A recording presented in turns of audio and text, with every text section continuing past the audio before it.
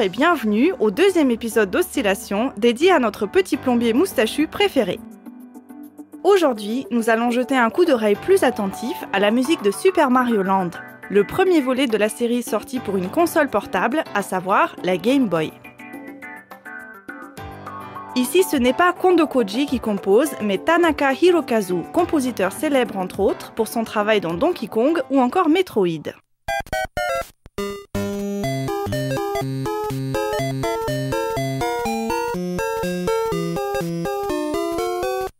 Dès le premier monde, le royaume Birabuto, Tanaka Hirokazu rend hommage au thème original de Kondo Koji. Cette musique insouciante et dansante imite le déplacement du personnage et on peut maintenant plus clairement distinguer les bruitages des pièces.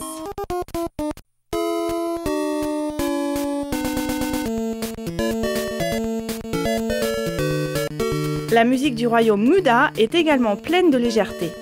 Elle est presque sautillante et traduit ainsi à merveille l'environnement dans lequel doit évoluer le personnage.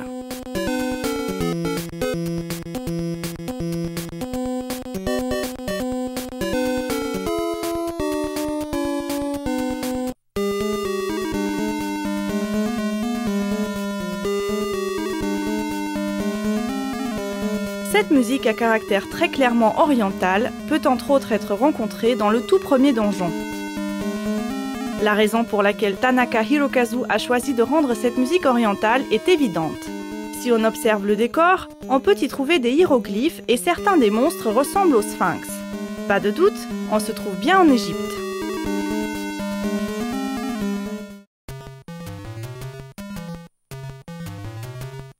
La musique du souterrain se sert des mêmes moyens que la musique originale dans le premier volet de Super Mario Bros. Voici un rappel de la musique originale. Et voilà la musique dans Super Mario Land. Comme dans l'original, la mélodie est à une voix, il y a de nombreux silences et Tanaka Hirokazu a même ajouté un léger décalage pour imiter une réverbération. Mais contrairement à la musique originale, qui était très chromatique, la musique du souterrain de Super Mario Land n'est pas particulièrement angoissante, car elle ne comporte pas de chromatisme et se trouve dans une gamme majeure.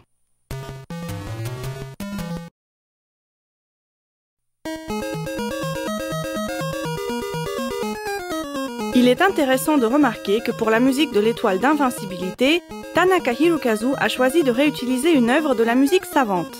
Il s'agit du célèbre Cancan de Johann Strauss. En voici un extrait dans la version originale.